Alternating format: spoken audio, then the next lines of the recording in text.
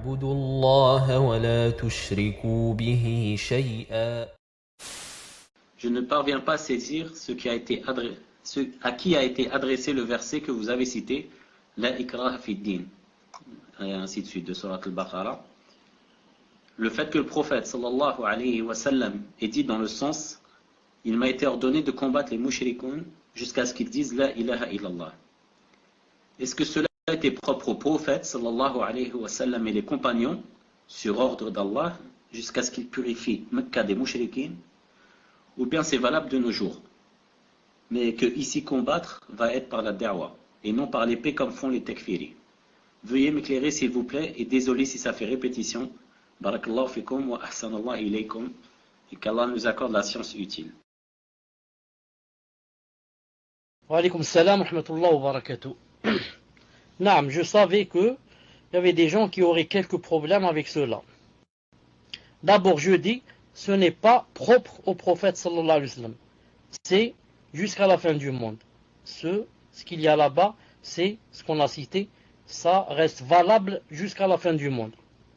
Quand Allah Ta'ala a dit, pas de contrainte dans la religion, j'avais cité auparavant que aucun kafir dans le monde, sur cette terre qui appartient à Allah Azza wa Jal, n'a le droit de prendre les commandes et de juger et de régir des lois, etc. pour juger les gens, pour juger les gens, yahkum fihum.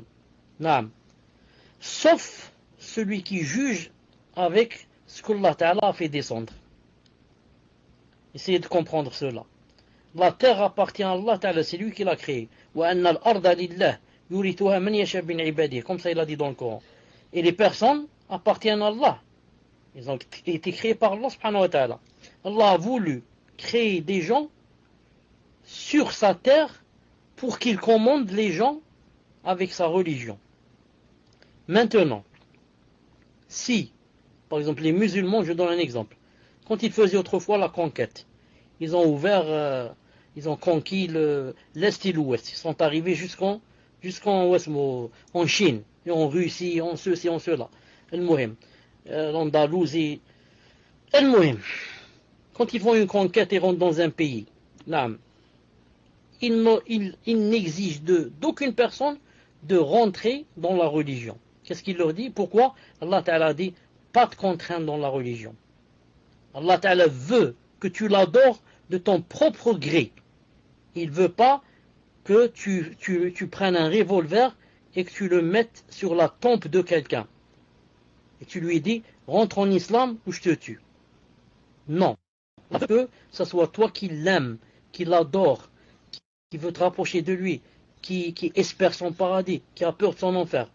Donc, en islam, on ne dit jamais une personne rentre en islam de force. On lui dit, pas de contrainte dans la religion, mais à condition que ce n'est pas toi qui commande.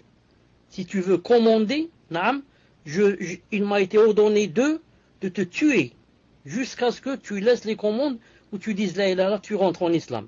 Sinon, juste éloigne-toi, laisse-moi commander avec l'islam et toi tu es libre. Tu veux être, comment on dit, chrétien, tu veux être juif.